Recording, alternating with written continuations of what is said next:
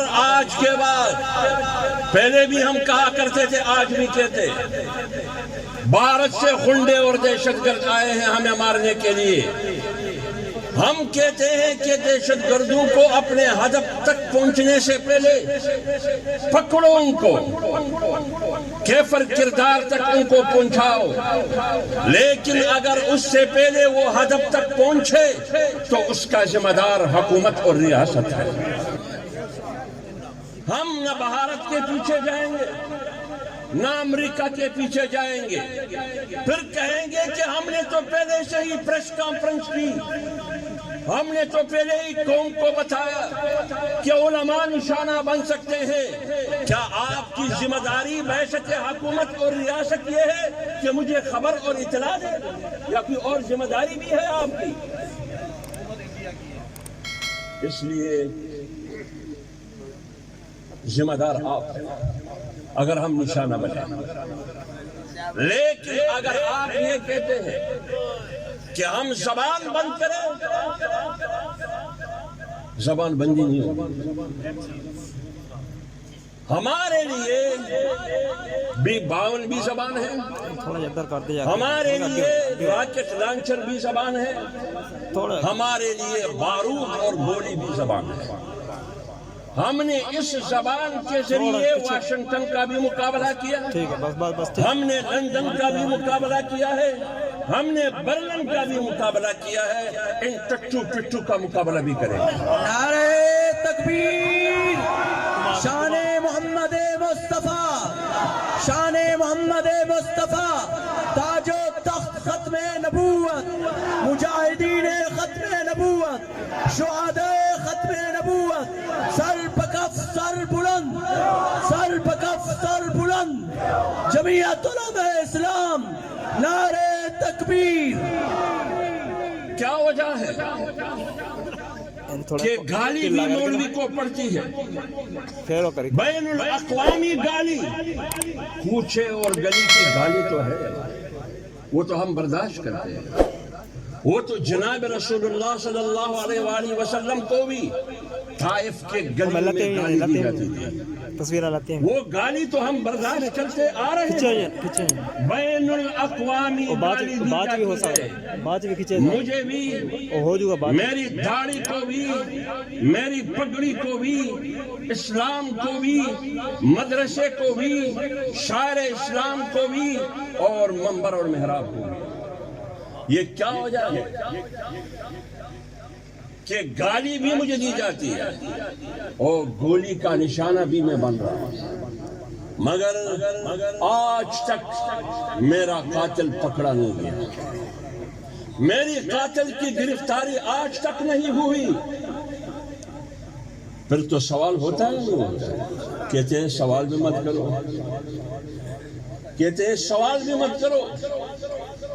یہاں گولی چلانا اتنا مشکل نہیں ہے جتنا سوال کرنا مشکل ہے۔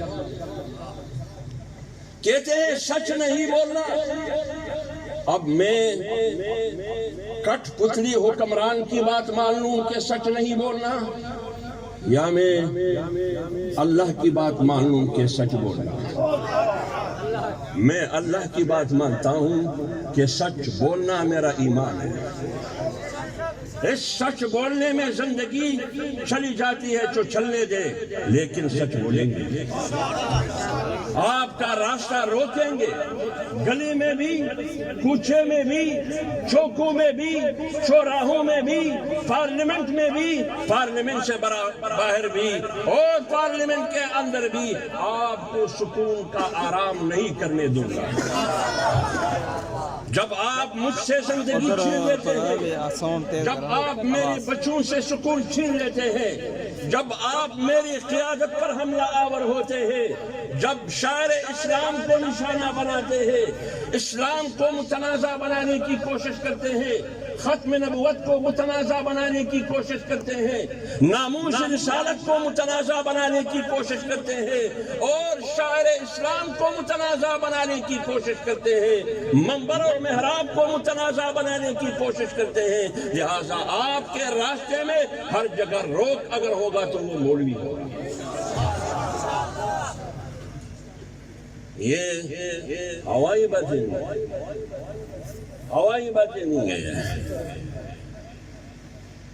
بین الاقوامی اداروں نے رپورٹ جاری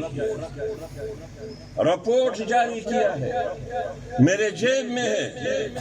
رپورٹ جاری کیا ہے کہ موجودہ حکومت کو ہم کریڈٹ دیتے ہیں. موجودہ حکومت کو ہم انعام دیتے ہیں. موجودہ حکومت کی کارکردگی قابل تحسین ہے. کیوں؟ نمبر 1، موجودہ حکومت نے 4 بڑے کام کیے ہیں. نمبر 1، کرتارپور راہداری کی تکمیل کی. بات سکوں کی نہیں ہے، بات قائدانوں کی ہے. یہ اس لیے میں کہتا ہوں کہ بات قائدانوں کی ہے. جب سن 1971 میں پاکستان 2 لاکھ ہوا، بنگلہ دیش علیحدہ ملک بنا، اس وقت کی میڈیا اور اخبارات موجود ہے، آپ کو اٹھا کے دیکھیں. اس زمانے کے ایئر مارشل نور خان خود کہتے ہیں، ایئر مارشل مولوی نہیں تھا، ایئر مارشل نور خان جو ریاست کا سپوت تھا، وہ خود کہتے ہیں 70 میں کہ پاکستان کو 2 لخت کرنے اور توڑنے کی منصوبہ بندی ہو چکی ہے. پاکستان 2 لخت ہوا 16 دسمبر سن 1971 کو، اور یہ کہتے ہیں سن 1970 میں کہ پاکستان توڑنے اور 2 لخت ہونے کا منصوبہ ہو چکا ہے. اور کس کا نام لیتے ہیں اس میں وہ کہتے ہیں کہ اس منصوبے میں سر فہرست قائدانی ہے. تو آپ کے خیال میں آج پاکستان کی توڑنے میں اس ٹولے کا کردار ہے یا نہیں ہے؟ پاکستان کی نظریے اور ختم نبوت کو نشانہ بنانے میں اس ٹولے کا کردار ہے یا نہیں ہے؟ تو وہ کہتے ہیں کہ اس لیے موجودہ حکومت کو سلوٹ کرتے ہیں کہ انہوں نے کرتارپور راہداری کی تکمیل کی. کیوں؟ تاکہ قادیانیوں کو راستہ ملے. نہ کوئی پاسپورٹ کی ضرورت ہے، نہ ویزے کی ضرورت ہے، نہ شناختی کارڈ کی ضرورت ہے، نہ کسی رسید اور پرچے کی ضرورت ہے. ان کو اجازت ہے فری. نمبر 2، اس لیے یہ قابل تحسین ہے کہ اس حکومت نے گرو نانک کے نام پر ایک یونیورسٹی بنائی. بناؤ ایک یونیورسٹی فاطمہ کے نام پر، ایک یونیورسٹی فاطمہ کے نام پر بناؤ، ایک یونیورسٹی بی بی عائشہ کے نام پر بناؤ، ایک یونیورسٹی ابوبکر صدیق کے نام پر بناؤ. دین پروش، ایمان پروش، پاکستان پروش حکمران مدینے کی ریاست کی بات کرتے ہو. لعنت ہو تم پر، تم مدینے کی ریاست کو بدنام کرنے کی کوشش کرتے ہو. بناؤ. شیر کی للکار ہے،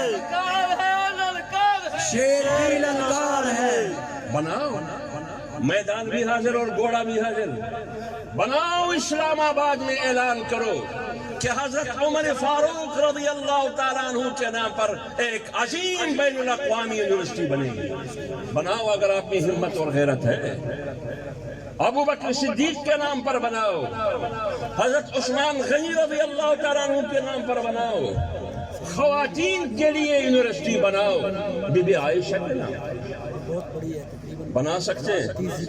نہیں بنا سکتے. اس میں نہ دین ہے نہ ایمان.